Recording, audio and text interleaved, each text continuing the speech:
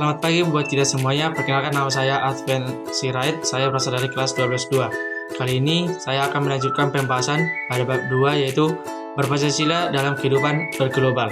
Nah, ngomong-ngomong tentang global itu sendiri diartikan secara mendunia. Artinya kawasannya lebih luas. Nah, jadi pada bab 2 ini saya akan menjelaskan yang pertama itu adalah kekuatan dan peluang bangsa dan negara Indonesia. Yang kedua itu adalah kelemahan dan tantangan bangsa dan negara Indonesia. Yang ketiga itu adalah Pancasila sebagai pemandu.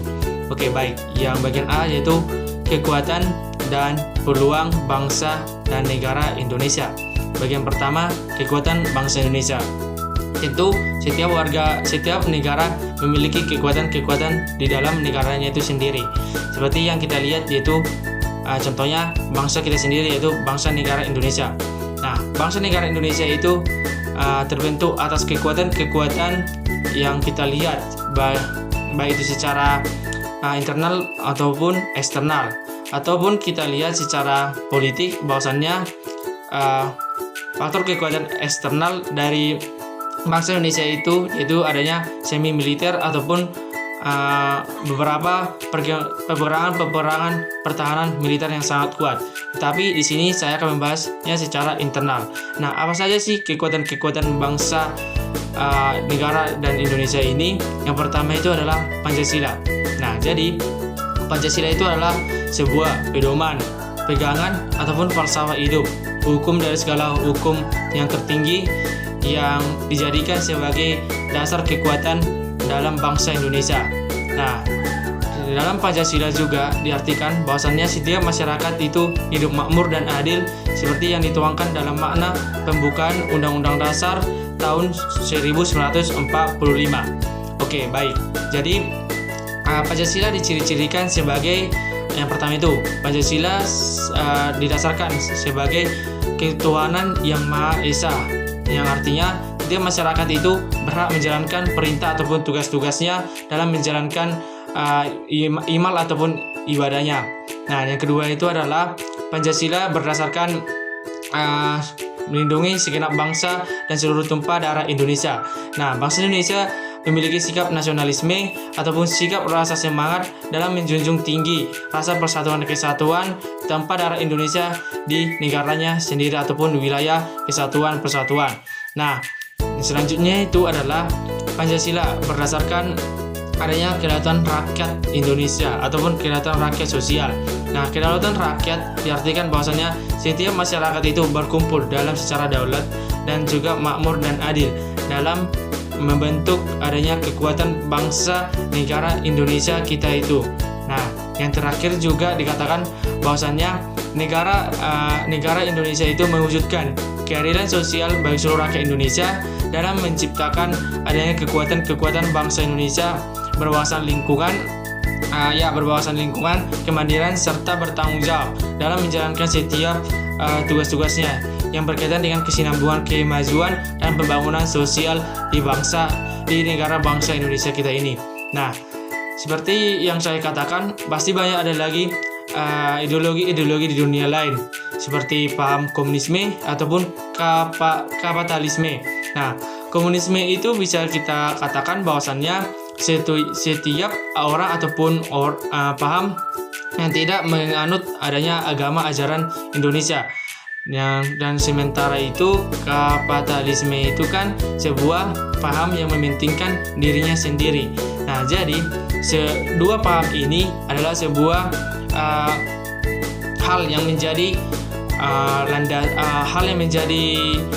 faktor eksternal yang membuat negara Indonesia kita itu tidak menjadi kuat. Nah, jadi dengan adanya Pancasila ini, Indonesia itu menjadi kuat dengan adanya ajaran-ajaran kekuatan nilai ketuhanan yang Maha Esa di dalam nilai Pancasila itu yang terkandung. Dengan adanya beberapa kepercayaan ataupun paham-paham yang lain dari dunia lain, kita tidak menyerapnya dengan matang-matang, tapi kita memikirkan dengan baik, dengan diamalkan dengan nilai-nilai Pancasila.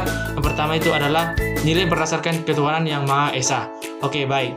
Yang selanjutnya itu apa sih kekuatan bangsa dan negara Indonesia itu, yaitu yang kedua itu adalah letak geografis Indonesia. Nah, letak geografis Indonesia tentu terletak di antara 2 samudra dan 2 benua, dan diapit dua samudra dan 2 benua, yaitu Samudra Pasifik dan Samudra Hindia, dan benua Asia dan Australia. Nah, Indonesia tersendiri adalah Indonesia yang dikatakan sebagai Indonesia negara kepulauan yang terdiri atas kurang lebih 17.000 kawasan, ataupun terdiri atas 5 pulau besar seperti Pulau Jawa, Pulau Kalimantan, Pulau Sulawesi, Pulau Sumatera, dan juga Pulau Papua dan lain-lainnya. Nah, di sini juga bahwasannya selanjutnya adalah bahwasannya letak geografis Indonesia itu dikatakan sangat besar. Kita bisa melihatnya bahwasannya negara Indonesia itu adalah negara maritim yang seluruh kawasannya terdiri atas perairan, sekitaran kurang lebih 93% dari total keseluruhannya, yang artinya sisanya itu adalah 7% dari kawasan daratan. Nah, berbicara tentang letak geografis Indonesia, letak geografis Indonesia itu memang terletak antara 2 samudra, yaitu Samudra Hindia dan Samudra Pasifik. Nah, apa sih keuntungan dari bahwasannya letak geografis Indonesia itu terletak atas Samudra Pasifik dan Samudra Hindia? Nah, yang pertama itu adalah sebagai jalur perekonomian yang baik. Nah, dengan adanya samudra ini, jalur perekonomian itu terhadap transit perdagangan itu menjadi lebih baik dan lebih lancar dalam perdagangannya. Dan yang selanjutnya itu adalah yang kedua, letak Indonesia ini memungkinkan masyarakat yang ada di Indonesia berinteraksi dengan bangsa-bangsa lain yang saling melakukan kegiatan jual beli ataupun impor ekspor. Nah, selanjutnya yang ketiga itu adalah memang masyarakat Indonesia sejak zaman purbakala menerima berbagai aliran memilih apabila membuang jauh yang buruk baginya. Nah, dengan adanya bahwasannya letak geografis Indonesia ini sangat luas, bangsa Indonesia itu dapat saling bertukar, saling berinteraksi, berbagi, dan juga memungkinkan beberapa bangsa-bangsa sekawan melakukan beberapa kegiatan perekonomian di kawasan letak geografis kita Indonesia. Nah, jadi dengan adanya itu bangsa Indonesia menjadi kekuatan. Bangsa Indonesia ini dengan adanya letak geografis ini memungkinkan kekuatan bagi bangsa Indonesia, karena memang dengan ini beberapa bangsa-bangsa Indonesia itu dapat berkembang ataupun dapat berinteraksi dalam transit yang memisahkan antara 2 samudra, yaitu Samudra Hindia dan juga Samudra Pasifik. Nah, selanjutnya faktor kekuatan bangsa Indonesia itu yaitu bonus demografi. Nah, bonus demografi adalah jumlah kependudukan di dalam masyarakat. Nah, jadi ketika masyarakat Indonesia yang memiliki potensi yang sangat tinggi ataupun SDM sumber daya manusia yang memiliki tinggi, tentu memicu adanya kekuatan bangsa Indonesia. Akan tetapi di dalam seperti yang kita tahu bahwasannya SDM ataupun beberapa orang dikatakan sebuah SDM yang sangat tinggi, mungkin kita lihat dari sifat ataupun karakternya. Orang dikatakan memiliki SDM yang tinggi bukan dari hal kepintarannya, tetapi mungkin dari sifat dan karakternya. Indonesia memang membutuhkan adanya orang yang pintar, akan tetapi bangsa Indonesia lebih memperhatikan orang-orang yang berintegritas, berkarakter terhadap bangsa Indonesia ini yang meningkatkan SDM-nya lebih tinggi. Inilah yang memicu adanya kekuatan-kekuatan di dalam bangsa Indonesia. Nah, selain itu kita lihat bahwasannya di bangsa Indonesia ini kan kebanyakan adanya usia produktif. Nah, dalam usia produktif ini memang adanya terjadinya banyak faktor-faktor yang mengakibatkan adanya pengangguran.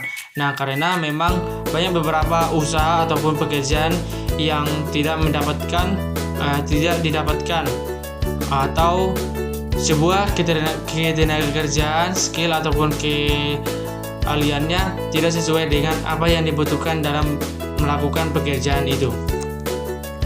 Tapi dari beberapa banyak faktor-faktor yang kita lihat dari bonus demografi ini, banyak memang beberapa orang yang kita katakan di golongan rendah, menengah, bahkan tinggi. Nah, seperti di golongan rendah sekitaran 20%, golongan tinggi sekitaran 25%, dan golongan tinggi itu selebihnya. Nah, di sini kita lihat bahwasannya orang memiliki pendapatan yang menengah pastinya akan sangat meninggi ataupun akan selalu naik. Akan tetapi pada saat golongan rendah itu kita tidak tahu, pastinya dia akan mengikuti perkembangan presentasi pendapatan di dalam bonus demografi kependudukan tersebut. Jadi ketika ada suatu wilayah yang memiliki bonus demografi atau kependudukan yang lebih besar, maka pendapatannya akan berkurang diiringi dengan memenuhi kebutuhannya sendiri. Nah, sebaliknya ketika bonus demografi kependudukannya lebih dikit, tentunya pendapatannya akan lebih besar dalam memenuhi kebutuhannya sehari-hari. Nah, selanjutnya yang menjadi kekuatan bangsa dan negara Indonesia itu bisa kita lihat dari aspek keberagaman bangsa Indonesia. Nah, kekuatan lainnya dimiliki bangsa Indonesia yaitu bisa kita lihat dari kebinekaan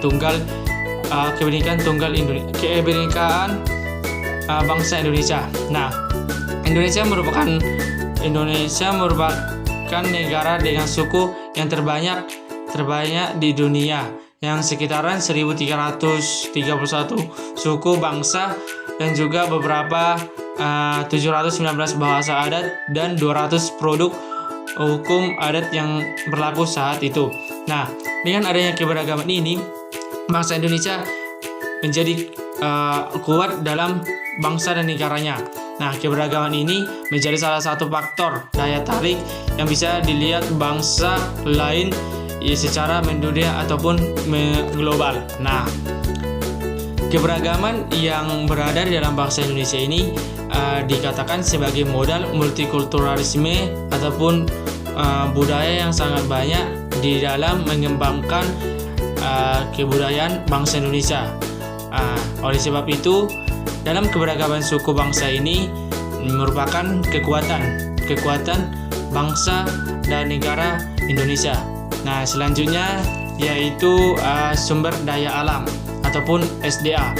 Tentunya dengan adanya sumber daya alam yang tinggi atau yang besar, setiap negara itu pasti memiliki kekuatan yang sangat tinggi. Nah, dari situ kita melihat bahwasannya negara itu sangat makmur dan juga sangat sejahtera. Nah, seperti bangsa Indonesia. Nah, bangsa Indonesia itu memiliki SDA yang sangat tinggi, baik secara flora maupun fauna. Kita lihat juga bahwasannya Indonesia itu memiliki beberapa ataupun banyak hutan-hutan seperti hutan tropis sekitaran 1.303.125 juta pohon yang ada di hutan tersebut. Yang di sini diartikan bahwasannya Indonesia itu memiliki sumber daya alam yang sangat tinggi yang menjadikan daya tarik terhadap bangsa-bangsa luar terhadap Indonesia. Nah, selain itu juga kita bisa melihat dari sumber minyak tanah ataupun minyak kelapa sawit yang cukup melimpah. Nah, di sini juga kita lihat bahwasannya Indonesia itu memiliki hasil perkebunan, hasil pertanian sangat tinggi. Nah, di sini juga dikatakan bahwasannya hasil perkebunan itu memiliki persentase sekitar 80% dari pasar dunia. Nah, selain data-data di atas juga ada beberapa banyak kekayaan sumber daya alam yang masih kita dapatkan atau kita miliki di Indonesia. Nah, kita bisa melihatnya di beberapa hutan-hutan Indonesia, contohnya hutan mangrove, hutan tropis, hutan-hutan yang tinggi, ataupun beberapa sumber daya alam yang dijadikan jadi rempah-rempah seperti cengkeh, lada, ataupun bumbu rempah-rempah lainnya. Nah, selanjutnya itu adalah kekuatan militer Indonesia. Nah, kemiliteran Indonesia itu dikatakan sangat tinggi dan sangat besar. Kita bisa melihat bahwasannya peringkat militer Indonesia itu peringkat nomor 1 di ASEAN dan juga peringkat nomor 14 di dunia. Nah, ini diartikan bahwasannya kekuatan militer Indonesia itu sangat tinggi dan sangat besar. Ini menjadi kekuatan dalam bangsa Indonesia di kehidupan berpancasila. Nah, jadi dengan adanya kekuatan militer Indonesia ini, pemberian subsidi atau logistik bantuan dari beberapa negara-negara itu berjalan dengan baik. Nah, dengan adanya kekuatan militer Indonesia ini menjadi aspek kekuatan di dalam bangsa negara Indonesia.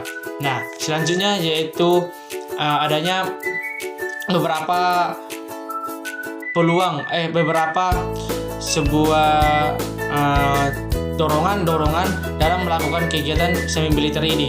Nah, bisa kita lihat bahwasannya adanya bantuan ataupun adanya bantuan terhadap negara sendiri dalam masyarakatnya, membentuk adanya kerjasama dalam membangun semi militer. Di dalam semi militer ini juga ditempuh ataupun ditempa untuk membentuk sikap nasionalisme, sikap persatuan, cinta tanah air, dan juga sikap yang bela terhadap tanah air. Nah, artinya dengan adanya kita semi militer dalam negara Indonesia ini, pertahanan dan keamanan di dalam bangsa Indonesia itu terjaga dengan baik. Nah, di sini dibuktikan bahwasannya kekuatan bangsa Indonesia itu yang dari semi militer, kekuatan semi militer itu menjadi lebih tinggi dan lebih baik dengan adanya hal tersebut. Oke. Selanjutnya di sini saya akan membahas bagian kedua, yaitu peluang bangsa negara Indonesia. Nah, tentunya ketika adanya kekuatan bangsa dan negara Indonesia mengakibatkan adanya peluang terhadap bangsa dan negara itu sendiri. Nah, di sini saya akan menjelaskan ataupun menyebutkan beberapa apa saja peluang-peluang bangsa dan negara Indonesia itu dari kekuatan-kekuatannya. Oke, baik. Yang pertama di sini dikatakan bahwasannya peluang bangsa dan negara Indonesia itu tentunya sumber daya alam pastinya meningkat. Nah, dengan kita menjadi lebih kuat dengan aspek-aspek yang saya katakan, tentunya SDM kita akan menjadi kuat, lebih baik, dan juga lebih melimpah dengan bermodalkan persatuan kesatuan, kerjasama, dan prinsip kekeluargaan. Pastinya SDM di Indonesia pasti melimpah. Nah, berbagai hal-hal dalam meningkatkan SDM kita ini tentunya beberapa investasi yang berdampak tinggi di dalam bangsa Indonesia.